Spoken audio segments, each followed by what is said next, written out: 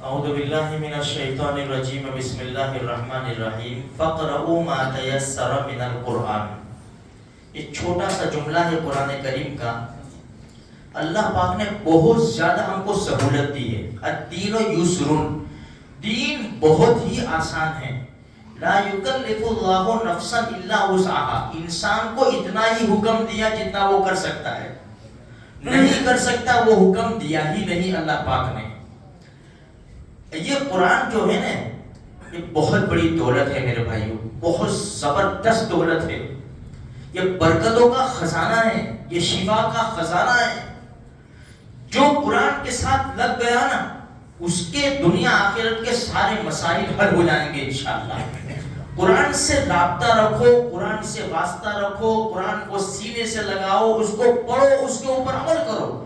عمر ابن خطاب رضی اللہ تعالیٰ عنہ جب قرآن کے اس زمانے میں جو بھی درخت کے پتوں پر لکھا ہو، جو بھی وہ جب پڑھنے کے لیے تلاوت کے لیے لیتے نا، تو اس کو چومتے، اس کو سر کے اوپر رکھتے، اس کے بعد قرآن کریم کی تلاوت کرتے.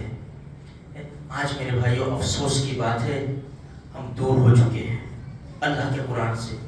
دیکھو سارے مسائل حل ہو جائیں گے، بیماریاں بھاگتی نظر آئے گی، گھروں میں چین سکون اطمینان ہو جائے گا، اولاد فرما بردار ہو جائے گی، حلال روزی کے دروازے کھل جائیں گے. اپنے گھروں میں قرآن کریم کی تلاوت کرو، قرآن کو مضبوطی سے تھام لو، اس کو روزانہ پڑھو. روزانہ اللہ کا قرآن کہتا ہے فقرؤوا ما تیسر من القرآن، جتنا تم کو آسان لگے پڑھو، جتنا آسان. ہم نہیں کہتے کہ روزانہ 10 پارے پڑھو، ہم نہیں کہتے روزانہ، لیکن جتنا زیادہ پڑھیں گے اتنا ہمیں فائدہ ہوگا. تھوڑا بھی تو پڑھے، کم سے کم 1-2 رکوع تو پڑھے میرے بھائیوں. بالکل چھوڑے رکھنا، ہفتہ 2 ہفتہ، مہینہ 2 مہینے اللہ کا قرآن ہاتھ میں نہ لو، یہ تو انصاف کی بات نہیں ہے. اس لیے یہ دیکھو اللہ کے رسول جب قرآن کریم کی تلاوت کرتے تھے نا، تو مشرکین مکہ ہمارے نبی کے گھر مبارک کے آگے پیچھے آ کر سنتے تھے. کون؟ ابو لہب جیسا آدمی، ابو جہل جیسا آدمی، اخنس ابن شریح جیسا آدمی. یہ بڑے بڑے لیڈر تھے، لوگوں کو منع کرتے تھے کہ محمد کا قرآن مت سنو، خود رات کو آ کر سنتے تھے. کیا مٹھاس ہے قرآن کریم میں، کیا لذت ہے میرے بھائیوں. لیکن ہم نے دل میں اس کو جگہ نہیں دی ہے، اس لیے ہمیں پتہ ہی نہیں چلتا، ہمیں سستی آتی ہے. اللہ کے قرآن سے نیت کرو میرے بھائیوں، نیت کرو، انشاءاللہ روزانہ پڑھیں گے. اگرچہ 2-4 آیتیں، جس کو پڑھنا نہیں آتا وہ بھی اللہ کا قرآن دیکھے، وہ بھی دیکھے.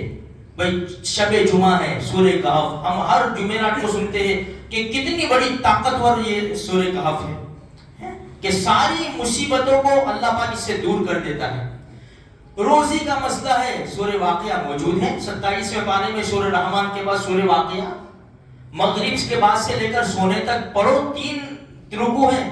اللہ روزی کے مسئلے حل کر دے گا، کبھی فقر و فاقہ نہیں آئے گا. جس نے سورہ واقعہ پڑھی روزانہ مغرب کے بعد سے سونے تک، اس کے گھر میں کبھی فقر و فاقہ نہیں آئے گا. قبر کا مسئلہ ہے، سورہ ملک تبارک الذی، 2 رکوع ہے، 2 رکوع. مغرب کے بعد سے لے کر سونے تک کبھی بھی پڑھ سکتے ہیں.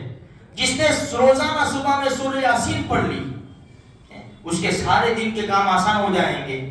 یہ آیت الکرسی جو میں ابھی نماز میں پڑھی، یہ قلعہ ہے، قلعے کے اندر انسان جب آ جاتا ہے نا تو محفوظ ہو جاتا ہے. ہر فرض نماز کے بعد، ہر نماز کے بعد آیت الکرسی پڑھو.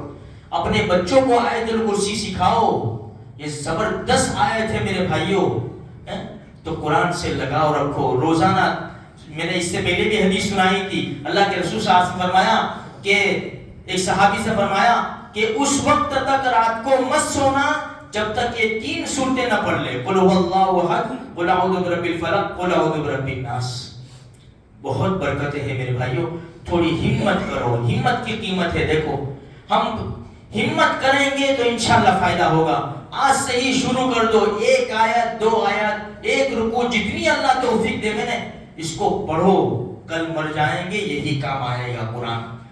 حدیث میں ہے کہ جس نے 100 آیتیں پڑھ لی، 50 آیتیں پڑھ لی، ارے 10 آیتیں پڑھ لی، یہ جھگڑے گا نہیں قرآن، ہم سے نہیں جھگڑے گا، ورنہ قرآن بھی جھگڑے گا.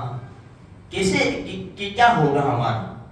تو میرے بھائیوں تھوڑی سی ہمت کر لو، انشاءاللہ دنیا میں بھی فائدے ہیں، آخرت میں بھی فائدے ہیں۔ اللہ مجھے بھی آپ کو بھی سارے مسلمانوں کو قرآن کریم کی تلاوت کی توفیق نصیب فرماوے اور اس پر عمل کرنے کی توفیق نصیب فرماوے۔